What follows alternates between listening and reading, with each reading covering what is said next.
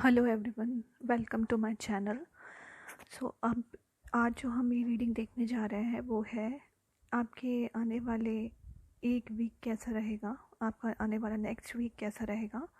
ये एक timeless reading है और एक जनरल रीडिंग है। तो आप कभी भी अगर इस वीडियो तक पहुंचते हैं तो ये आपसे रेजोनेट करेगी। ये एक जनरल रीडिंग होगी, हो सकता है ये आपसे रेजोनेट करे, हो सकता है ना करे। अगर आपसे रेजोनेट करती है तो please like, subscribe, comment, share करना मत भूलिएगा। तो चलिए पहले शुरू करते हैं। हम ओशो ज़ेन टैरो कार्ड से जो सबसे पहला कार्ड आया है वो है द फूल का। द फूल ये डिनोट करता है कि आप बिलीव करते हो कि just go with the flow या फिर रिस्क टेकर हो। द फूल ये भी डिनोट करता है कि आप किसी पे भी बहुत जल्दी बिलीव कर लेते हो। आई मीन दे ट्रस्ट, वो आपका ट्रस्ट ब्रेक करते हैं लेकिन आप फिर भी उनके ऊपर ट्रस्ट कर लेते हो। तो फूल वही इंसान होता है जो हमारी सोसाइटी में जैसा माना गया है कि जो बार बार ट्रस्ट ब्रेक होने के बाद भी उस व्यक्ति पे भरोसा कर लेता है, तो वो एक फूल की तरह ट्रीट किया जाता है। फूल की एनर्जी ये भी है कि वो लीप ऑफ फेथ लेता है, यानी कि वो अपनी इंट्यूशन को सुनता है, ना कि वो जो प्रैक्टिकल वर्ल्ड में चल रहा होता है वो अपने दिमाग से नहीं, अपने दिल से सोचता है। तो हो सकता है ये फूल की एनर्जी आपसे रेजोनेट कर रही हो। फूल यही है कि जो अपनी इंट्यूशन को सुनता है, ना कि अपने प्रैक्टिकल नॉलेज को दिखाता है। देन जो आपकी नेक्स्ट एनर्जी आई है वो है द आउटसाइडर। सो इस वक्त आप हो सकता है एक आउटसाइडर की तरह फील कर रहे हो, यानी कि जैसा कि इसमें एक आउटसाइडर कौन होता है, जैसा कि इस पिक में इस इमेज में शो हो रहा है। जब आपको कोई इग्नोर करता है या आपको ऐसा ट्रीट किया जाता है कि आप फैमिली का हिस्सा नहीं हो, आप फ्रेंडशिप का हिस्सा नहीं हो, आप हमारी लाइफ का हिस्सा नहीं हो, तो आप आउटसाइडर की तरह फील करते हो। तो आप भले ही एज में मैच्योर हो लेकिन आपका मन एक बच्चे की तरह हो जाता है कि जैसे एक गेट में ताला लगा है और आप उसको खोल नहीं पा रहे हो और सिर्फ गेट से झांक के ये देख रहे हो कि वो वर्ल्ड कैसा है। जैसे कहावत है, the grass is green on the other side. हमें यही लगता है कि जब तक हम उस लैंड तक, उस गेट के बाहर नहीं पहुंच जाते हैं, तब तक हमें यही लगता रहता है कि ग्रास जो है वो दूसरे एंड पे ज़्यादा अच्छी है, ना कि हमारे एंड पे। मतलब खुशियाँ दूसरे एंड पे ज़्यादा अच्छी है, ना कि गेट के इस तरफ जिस तरफ हम खड़े हैं। देन जो नेक्स्ट एनर्जी आई है वो है पास्ट लाइफ्स की। तो या तो आप बहुत ज़्यादा ओवर थिंकिंग कर रहे हो और ये सोच रहे हो अपनी पास्ट की जो लाइफ आपकी बीती है, ना तो बल्कि उस लाइफ के बारे में भी जो बीत चुका है उस टाइम को भी आप याद कर रहे हो, बल्कि आप अपनी पास्ट लाइफ्स के को भी सोच रहे हो कि ऐसा मैंने क्या कर्म किया जो मेरे साथ इस लाइफ में ऐसा हो रहा है। तो अगर ये आपसे अब तक रेजोनेट कर रहा है तो चलिए आगे देखते हैं कि टैरो से आपके लिए क्या कार्ड्स आए हैं।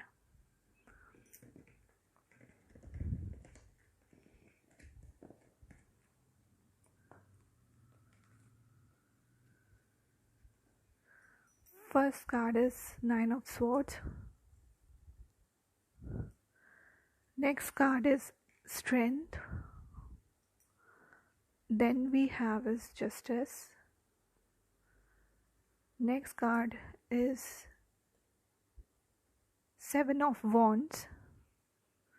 Then we have page of swords. And next we have judgment.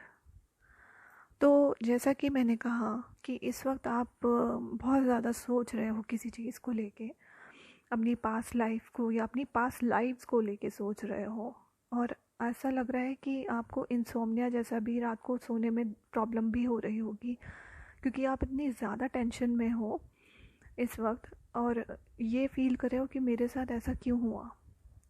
तो आगे के आने वाले देन आप ये भी फील कर रहे हो इस वक्त कि इस सिचुएशन से कैसे निकला जाए, और आप एक तरह से स्टक महसूस कर रहे हो, ना तो आगे बढ़ पा रहे हो ना पीछे जा पा रहे हो। तो आगे जो नेक्स्ट वीक है, जो हमारे पास 7 डेज़ हैं, उसमें क्या चेंजेस मुझे होते हुए दिखाई दे रहे हैं कि आप अपनी स्ट्रेंथ को गेन कर रहे हो। You are taking your life under your control. आपको मुश्किल तो होगी क्योंकि 7 ऑफ वॉन्ड्स ये डिनोट करता है कि आप अचीव तो कर पाए हो अपने गोल्स को, अपने उस बैलेंस को, लेकिन उस बैलेंस को मेंटेन करने में आपको बहुत ज़्यादा प्रॉब्लम फेस करनी पड़ रही है, चैलेंजेस का सामना करना पड़ रहा है, क्योंकि कुछ लोग ऐसे हैं जो आपको पुल बैक कर रहे हैं, जो आपको आगे बढ़ने से रोक रहे हैं, अपना बैलेंस मेंटेन करने से रोक रहे हैं। पर जो आपकी एनर्जी है वो चेंज होती हुई दिखाई दे रही है आगे के आने वाले 7 डेज़ में, कि आप बहुत ज़्यादा वोकल हो जाओगे, इंटेलेक्चुअल और कम्युनिकेशन स्किल्स के थ्रू आप चीज़ों को सॉर्ट आउट करने की कोशिश करोगे, और चीज़ों को या तो आपके पास कोई ऐसा मैसेज आने वाला है, या आप किसी को मैसेज देना चाह रहे हो कि बस अब बहुत हो गया, now this is the end of all your dramas and all the sufferings that you were facing because of that person. Then जब मैं कार्ड शफल कर रही थी तो जस्टिस के नीचे आप देखे सीधे जजमेंट का कार्ड आया है। तो जस्टिस का कार्ड यही डिनोट करता है कि आपकी लाइफ में कुछ या तो लीगल केस जैसा कुछ चल रहा है, या आप किसी चीज़ का होने का वेट कर रहे हो कि जैसे किसी ने बुरा कर्म किया है और उसके फल का आप वेट कर रहे हो कि या फिर आपने कुछ कर्म किया है और आप उसका फल का वेट कर रहे हो, अच्छा या बुरा, वो ये जस्टिस कार्ड डिनोट करता है कि आपको आपके कर्मों का फल मिलेगा, या फिर जिस भी पर्सन ने आपके साथ बुरा किया है उसको कर्मों का फल मिलेगा। लेकिन ये इसी पे डिपेंड करता है कि आपने अच्छा कर्म किया है या बुरा कर्म किया है, तो फल उसके अकॉर्डिंग ही मिलेगा। देन जजमेंट होने वाला है। जजमेंट यही डिनोट करता है कि अब कुछ ऐसा आपकी लाइफ में इवेंट होने वाला है कि बस अब आपकी सारी प्रॉब्लम्स का अंत होने वाला है। या तो अगर आप किसी रिलेशनशिप में हैं या करियर में हैं, या आपकी हेल्थ जो है वो उसमें कुछ प्रॉब्लम चल रही है, तो उसमें कुछ शिफ्ट होने वाला है। अब इस कार्ड को क्लैरिफाई करने के लिए मैंने जो कार्ड निकाला वो निकल के आया किंग ऑफ पेंटिकल्स। तो ये कार्ड ही डिनोट कर रहा है, अगर ये एक नेगेटिव कार्ड आता तो जो जस्टिस था और जो जजमेंट था वो आपके अगेंस्ट में होता, मगर जो कार्ड निकल के आया है वो है king of pentacles. So king of pentacles ये डिनोट करता है कि अगर आपकी लव लाइफ में कोई प्रॉब्लम चल रही है, आपके रिलेशनशिप में कोई प्रॉब्लम चल रही है, तो उस प्रॉब्लम का एंड होने वाला है। हो सकता है वो एंड ब्रेकअप से भी हो सकता है, लेकिन ये भी हो सकता है कि आपका पैचअप हो जाए, लेकिन जो भी रिज़ल्ट होगा वो आपके फेवर में होगा। अगर ब्रेकअप भी होता है तो वो भी आपके लिए पॉजिटिव चेंज ही लेके आएगा, क्योंकि हमेशा किसी ऐसे रिलेशनशिप पे फंसे रहना जिससे आपको खुशी ना मिले, आपको उस रिलेशनशिप को कंटिन्यू करना नहीं चाहिए। देन अगर आप अपने करियर में कुछ जस्टिस या जजमेंट चाह रहे हो तो उसमें भी एक पॉजिटिव शिफ्ट होता हुआ दिखाई दे रहा है। आप अगर कोई किसी इंटरव्यू का या किसी ऑफर लेटर का वेट कर रहे हो तो वो भी आपको बहुत जल्दी मिलने वाला है विद गुड पैकेज। हेल्थ की टर्म्स में अगर आप बहुत ज़्यादा स्ट्रगल कर रहे हो तो वो भी चीज़ें इम्प्रूव होती हुई दिखाई दे रही हैं। तो ये था आने वाले 7 डेज़ में आपके साथ क्या एनर्जी चेंजेस हो रहे हैं आपकी लाइफ में।